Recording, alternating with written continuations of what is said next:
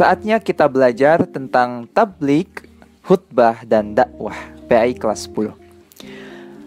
Anak-anakku sekalian, mari kita perhatikan pada tayangan ini bahwa ternyata Allah Subhanahu wa taala telah memberi predikat kepada kita semuanya sebagai makhluk yang dimuliakan oleh Allah, makhluk yang sempurna, yaitu sebagai khairu ummah. Apa itu khairu ummah? Khairu ummah itu mempunyai arti khairu adalah terbaik, kemudian ummah adalah umat. Jadi manusia merupakan umat yang terbaik yang kemudian Allah pilih. Nah, anak-anakku sekalian, Allah telah memberi predikat kepada kita khairu ummah. Itu merupakan sebuah firman Allah dalam Al-Quran yang kemudian itu harus kita renungkan. Kenapa Allah telah memberikan kita menjadi sebuah predikat khairu ummah? Nah, oleh karena itu, mari kita merenung sejenak kita bahwa dalam Al-Quran telah dicantumkan bahwa kita menjadi seorang yang khairu ummah. Khairu ummah adalah umat yang terbaik. Itu tercantum dalam Quran surat Ali Imran ayat 110. Kamu umat Islam adalah umat terbaik yang dilahirkan untuk manusia karena kamu menyuruh berbuat yang ma'ruf. Ma'ruf itu adalah perbuatan yang baik, ya, yang kemudian umat Islam harus menjauhi dari perbuatan yang jahil.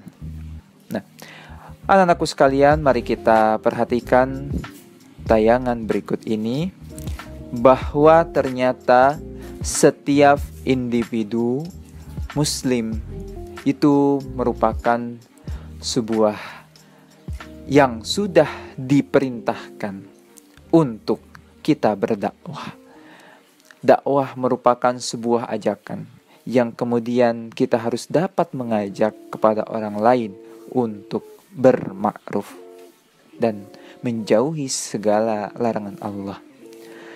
Anak-anakku sekalian, bahwa ternyata dakwah itu dapat melalui berbagai hal, ya.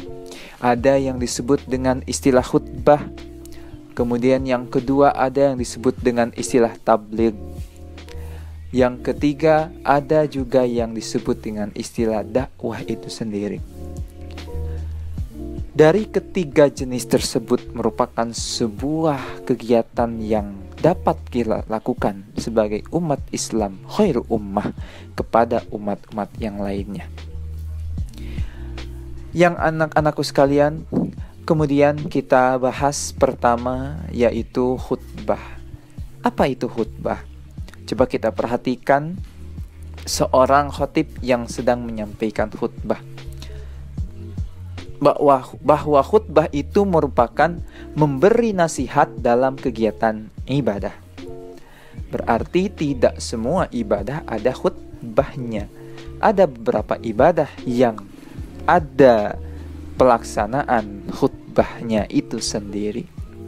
Yang kita tahu, yang paling sering kita lakukan adalah khutbah pada sholat Jumat. Kemudian ada sholat Idul Fitri, sholat Idul Adha. Kemudian ada sholat istisqa, sholat kusuf, wukuf, dan nikah. Nah, anak-anakku sekalian, bahwa khutbah itu ada syarat wajib. Ada yang harus diperhatikan ketentuan khutbahnya oleh khatib, yang kemudian nanti akan dijelaskan pada UKBM, pada aplikasi UKBM-nya. Nah, anak-anakku sekalian, mari kita lanjutkan materinya. Kemudian yang kedua adalah tabligh. Sering kita dengar ada tabligh akbar, ya. Tabligh itu menyampaikan, kalau akbar besar. Berarti tabligh itu adalah menyampaikan atau memberitahukan dengan lisan. Ya. Kenapa disebut tabligh akbar? Karena tabligh menyampaikan oleh seorang mubaligh kepada orang-orang yang mendengarkan, yaitu orang yang sedang mengikuti kajiannya. Kemudian pelaksanaannya seperti apa? yaitu kegiatan menyampaikan pesan Allah Subhanahu wa Ta'ala dalam jumlah pendengar yang cukup banyak. Nah, anak-anakku sekalian, bahwa tabligh itu menyampaikan pesan Allah. Berarti apa yang tercantum dalam sumber hukum Islam, yaitu Al-Quran, As-Sunnah, atau hal lainnya seperti ijtihad, itu perlu disampaikan dalam sebuah tabligh. Anak-anakku sekalian, mari kita lanjutkan pada materi berikutnya. Apa coba materi berikutnya? Ya.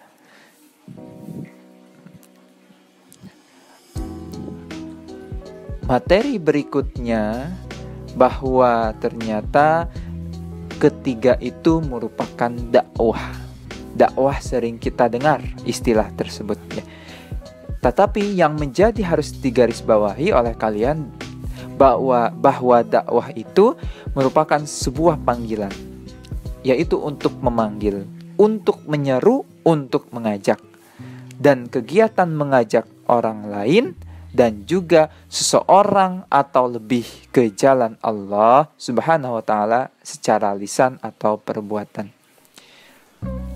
Jadi dakwah itu sebuah ajakan yang diajak oleh umat Islam sebagai khair ummah, yang kemudian mengajak 1, 2, 3 dan lain sebagainya. Tentu dalam pelaksanaannya ada beberapa macam. Mari kita perhatikan pada tayangannya. Jadi yang pertama ada dakwah bil lisan, yaitu dengan cara dakwah yang disampaikan dengan lisan. Kemudian ada dakwah yang kedua, yaitu dakwah bil qalam.